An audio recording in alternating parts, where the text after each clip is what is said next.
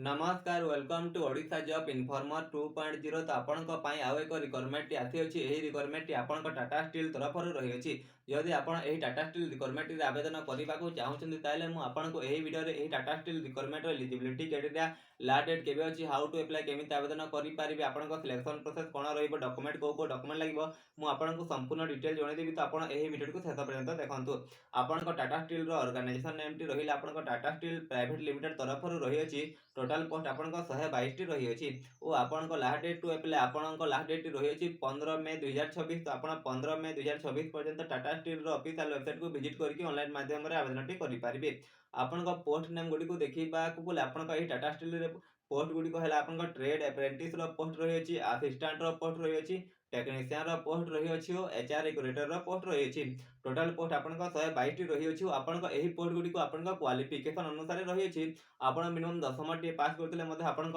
post अच्छी ITI करते आपंक पोस्ट अच्छी आप ग्रेजुएशन करते आपंक पोस्ट अच्छी आप डिप्लोमा करते आपंक पोस्ट रही एप्लिकेशन मोड देखा आपंक थ्रो बेस ऑनलाइन एप्लिकेशन तो आप ऑनलाइन माध्यम टाटा स्टील ऑफिशियल वेबसाइट को विजिट करके ऑनलाइन माध्यम आवेदन करेंगे Tata steel requirement 2024 age limit Gudi को देखा आपंक मिनिमम एज 18 वर्ष रही और मैक्सिमम एज आपंक 36 वर्ष रही एज रिलैक्सेशन एज पर गवर्नमेंट रूल हिसाब से आपको एज रिलैक्सेशन दी जदि आप एसटी कि एससी होते आपको 5 वर्षर एज रिलैक्सेशन दिज्व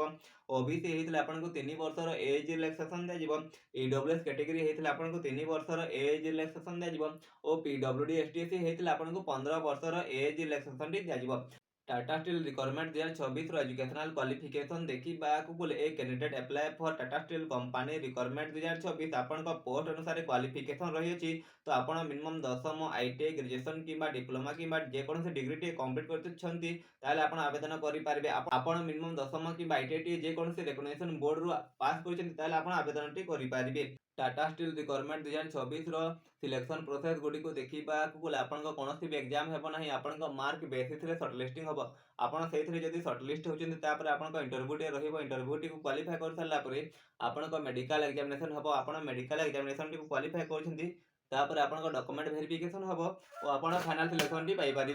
टाटा स्टील रिक्वायरमेंट 2026 जो इंपोर्टेंट डेट गुड़ी रही तो आपन एप्लिकेशन स्टार्ट डेट आपन 10 डिसेम्बर 2025 एप्लाई स्टार्ट हो आपन लास्ट डेट रही आपन 15 मे 2026 तो आप 15 मे 2026 पर्यंत ऑनलाइन माध्यम जोटा कि आप टाटा स्टील ऑफिशियल वेबसाइट को विजिट करके ऑनलाइन माध्यम आवेदन करेंगे टाटा स्टील लिंक गुड़ी को आपको वीडियो डिस्क्रिप्शन में देदेवी तो आप वीडियो डिस्क्रिप्शन को विजिट करके आप टेलीग्राम ग्रुप को जॉइन करेंगे और आप ऑनलाइन माध्यम आवेदन करेंगे कि ऑनलाइन माध्यम एप्लिकेशन फॉर्म टी डाउनलोड करेंगे